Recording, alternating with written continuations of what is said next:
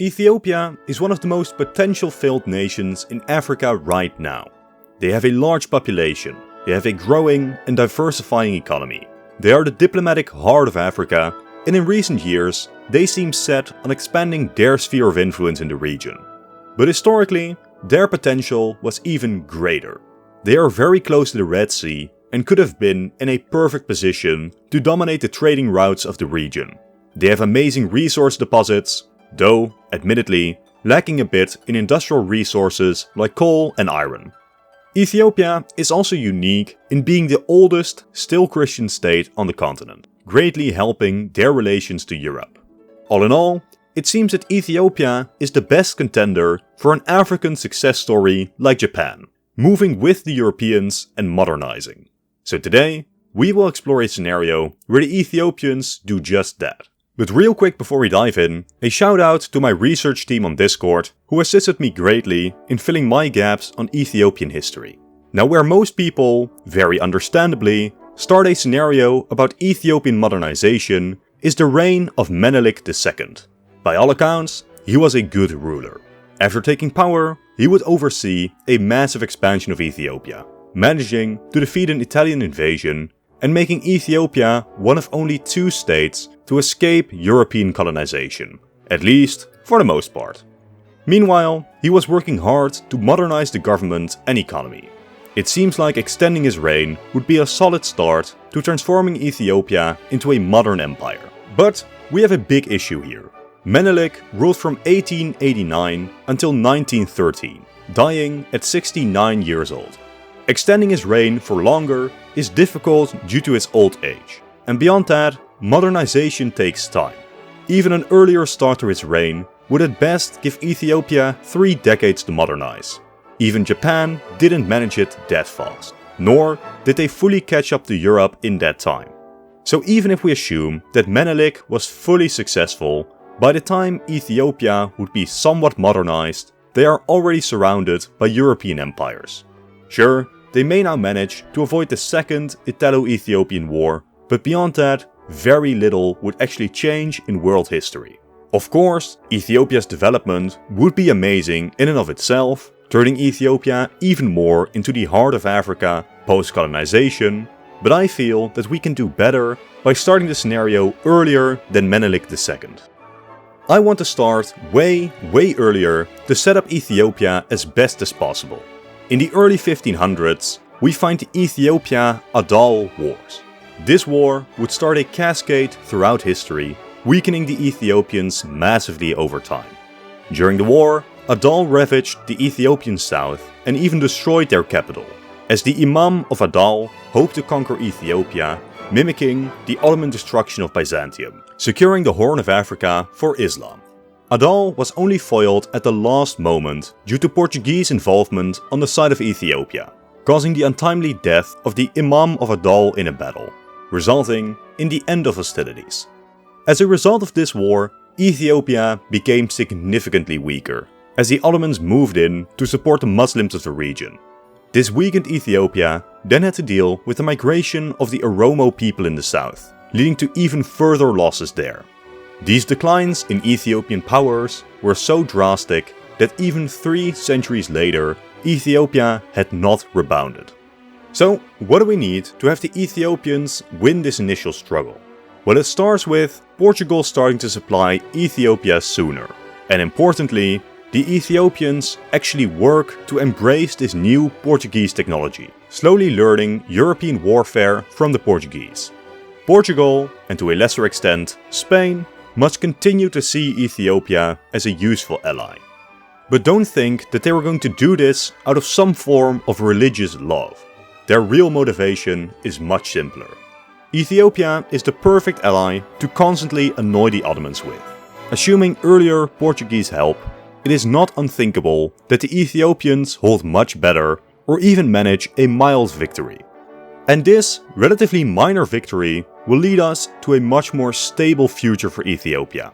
The massacres and losses to Adal are prevented, which could have easily translated to a much stronger Ethiopian response to the Oromo migrations, weakening their losses and maybe even causing the Oromo to redirect into Adali territory instead. Either way, southern Ethiopia is significantly more stable during this time. From here though, the most of the 1600s and 1700s are mostly flavorless. Ethiopia may expand a bit, they may decline a bit, but mostly they just remain there. This period simply sees Ethiopia remain in contact with Europe, but that's about it. That is, until we reach our timeline's Zemene Metafind, also known as the Era of the Princes. During this period, lasting for about a century, central authority mostly broke down during the reign of Iyasu II.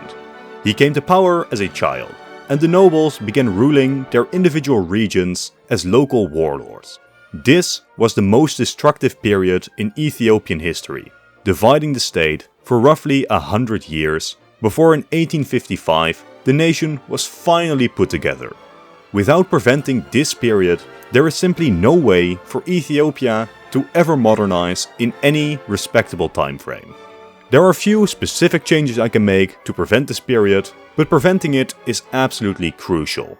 Not only does it make Ethiopia itself stronger, it also opens the door for exciting new prospects. This is the time period where Russia starts to continually bash on the Ottoman Empire. I consider it a significant possibility that Ethiopia and Russia develop a close partnership, as Ethiopia pushes slightly against Ottoman Sudan. But meanwhile in Europe, the Napoleonic Wars finally see Spain and Portugal's global influence collapse. Ethiopia has now lost their biggest patrons, and so they start to shop around for new ones.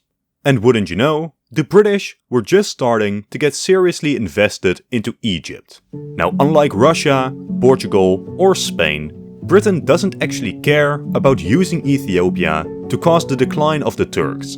Instead, the growing British-Ethiopian partnership is based on Britain's interest in Egypt and ensuring stability for its southern flank. Britain is our true key to Ethiopia's modernity. They start to grow interested in political and industrial advancements.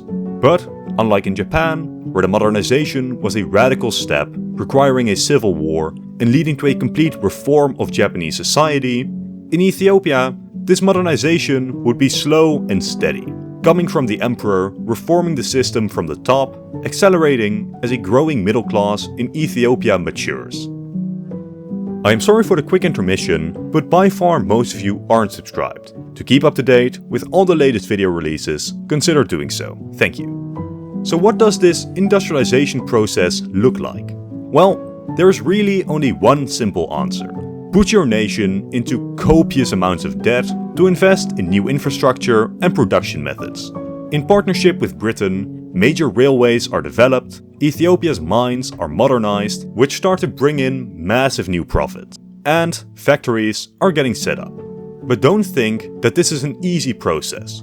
Many nations in history have attempted such debt-fueled modernizations. In Japan's case, it was successful. The industrialization paid off the cost of the loans. On the other hand though, we have Egypt, which put itself in so much debt, the British gradually took more and more control over their government until it was simply a British protectorate. If corruption or bad investments waste the money, it can be an extremely dangerous thing for a nation to do. Still, it is by far the fastest way to radically modernize a state, which is exactly what we need here. Ramping up from the 1850s, Ethiopia starts to go into overdrive. Cheap Ethiopian resources are exported to European factories, while Ethiopian factories start cheaply manufacturing end products to once again export to Europe. Slowly, the industrial miracle of Ethiopia starts to transform the nation, while German and French advisors start to bolster and modernize the Ethiopian military. The change is gradual, but across the 1800s, Ethiopia catches up further and further to Europe. Which leads us to the real testing ground of our new Ethiopia, the scramble for Africa. Even our stronger Ethiopia is not yet ready to go toe-to-toe with most European powers. The territory around Ethiopia is still recklessly carved up in much the same manner. But now we have a problem. Despite all the progress we know Ethiopia has made, Europe still does not respect them at all, still seeing it as a backwards African state. And this causes the major upset of this scenario. Italy attempts to push around Ethiopia, even starting a military campaign in the north. Not only do the Italians fail in their goals to subjugate Ethiopia, the modernized Ethiopian armies take the chance to prove their progress. They launch a counteroffensive, and the Italian forces, caught by surprise, begin to lose significant territories. Eventually Britain would get involved, forcing the two sides into a peace deal, but scandalously, Italy has to cede territory to the Ethiopians. Italy's defeat echoes across Europe. This defeat is more embarrassing than the Russian loss against Japan was in our timeline. Ethiopia's independence is now asserted, but don't think that this would make a dent into European attitudes of superiority over Africa. In decades following, Japan and Ethiopia would grow closer and closer together, unified in their dislike of the European attitudes. This raises an interesting question. Would Ethiopia be anything like Japan? You know, modernizing, militarizing, and then attempting to strike out against European oppression on the continent, or, more realistically, attempting to carve out their own empire. Personally, I consider this path for Ethiopia unlikely. After Japan modernized at record speeds, they had the amazing luxury that their neighbors, Korea and China, either doubled down on traditionalism or failed to reform, while not being colonized directly either. The only European rival Japan had was Russia, which was unstable, backwards, and completely unable to beat Japan in East Asia, allowing them to annex Korea and increasingly encroach on Chinese independence, before eventually striking against the Western empires in Asia. Let's compare this to Ethiopia. During modernization, all of their neighboring territory has already been grabbed up by European powers. While humiliating Italy is something Ethiopia is capable of, that is about it. Even an attack on the minor French territory of Djibouti would likely result in the French blockading the Ethiopians into submission. And besides, with Ethiopia already in control over some ports, the benefits of gaining this territory wouldn't even be that high. The only other option is fighting Britain, which is arguably the most powerful empire on Earth. While the element of surprise may give Ethiopia some victories, Ethiopia is in no position to have a navy to contest Britain with, and a lack of resources will grind the Ethiopians into a rather fast defeat. Japan had the amazing benefit of being able to wage a naval war on the other side of the world, but Ethiopia, despite being much more powerful than in our timeline, is still extremely reliant on the British, both for industrial resources as well as an export market. Then, a final point of comparison against Ethiopia. Ethiopia in our timeline had about 12 million people in 1900. Italy, the weakest of the European powers, already had 32 million, not counting colonial possessions. Japan, our point of comparison, had a whopping 45 million on the home islands and another 20 million in Taiwan and Korea. Now with our changes to Ethiopia, their population is undoubtedly larger and likely growing fast, but I still wouldn't put Ethiopia far above 20 million at this point. Quite simply, unlike Japan, Ethiopia doesn't really have the population to go toe-to-toe in a war against most European great powers. So this timeline on the map is relatively boring, besides some smaller Italian colonies. Ethiopia is benefiting greatly from their modernization, but this isn't translating to outside conquests. Despite Ethiopia's strengths, they are firmly in the British sphere of influence. Because if Britain ever decides to blockade the African state, their entire prosperity disappears overnight. This leads us to the world wars. For the sake of the scenario, let's assume that they mostly happen the same way, and our Ethiopian shenanigans haven't butterflied them away. For Ethiopia, joining the Central Powers may seem like tempting on the surface, but this would result in a complete national disaster for them. With British pressure, Ethiopia joins the Entente out of principle, as minor volunteer forces fight a holy campaign to finally liberate Jerusalem from Islam. But that would be about it for Ethiopia. World War II may be more interesting. In 1935 of our timeline, Italy invaded Ethiopia again to avenge their earlier defeat. Whether or not Italy is stupid enough to try this here too is quite an interesting question. If they do, I must say that I have no doubt that Ethiopia will quite simply embarrass the Italians and kick them out of the region. But surely, Italy isn't stupid enough to actually recklessly invade this modernized Ethiopia, right? Assuming they don't, this may actually change World War II somewhat. The Ethiopian War increased the rift between Italy, France and Britain, and moved Italy closer to the Germans. It is somewhat possible, though in my opinion unlikely, that Italy doesn't fully align with the Axis before World War II. Assuming the lead up to World War II isn't fundamentally altered though, the outbreak of the war would be a perfect opportunity for the Ethiopians. Again, it may seem tempting to go against Britain for the massive spoils, but remember their dependency. It is much more likely that Ethiopia joins the side of the Allies and moves in to occupy the Italian possessions in the region. The rest of the war would only see minor Ethiopian involvement, but when the peace deal was signed, Ethiopia is allowed to occupy the former Italian possessions, annexing Eritrea and gaining a mandate over Somalia to lead them to independence. This leads us to the final chapter of today's video. In our own timeline, following African independence, Ethiopia already held a special place on the continent. They were the only state to mostly escape colonialism, they are the diplomatic heart of Africa, and many of the new states drew inspiration from the Ethiopian green, yellow and red for their own flags.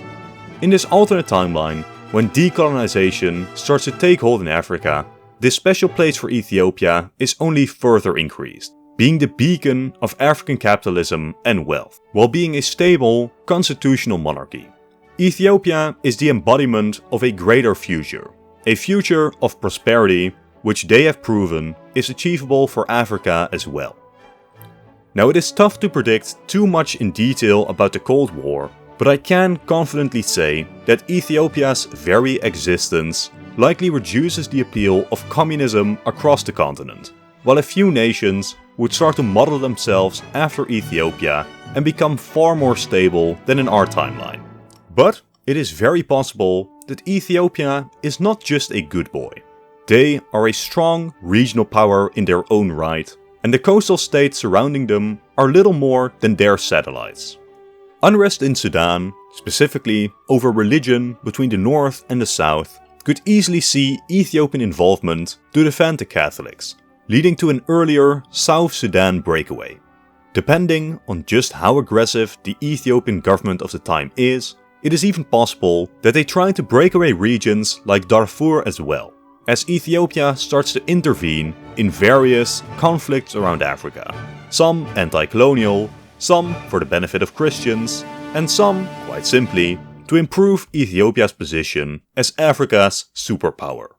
If they play their cards right, Ethiopia sees a massive boom in power in the post-colonial world, as they become the factory of Africa, the preferred trading partner for hundreds of millions of people, working on regional stability and perhaps even pan-African integration campaigns. Still, as the definitive African superpower, the question is very much open if they will lead Africa to further prosperity or simply take the role of the Europeans in keeping the other African states down for their own benefit. But that's all for this video. I hope you enjoyed the video, and if you did, maybe leave a like, a comment and subscribe to be notified for new releases. If you enjoyed this video, maybe click on one of the two on screen now to continue watching.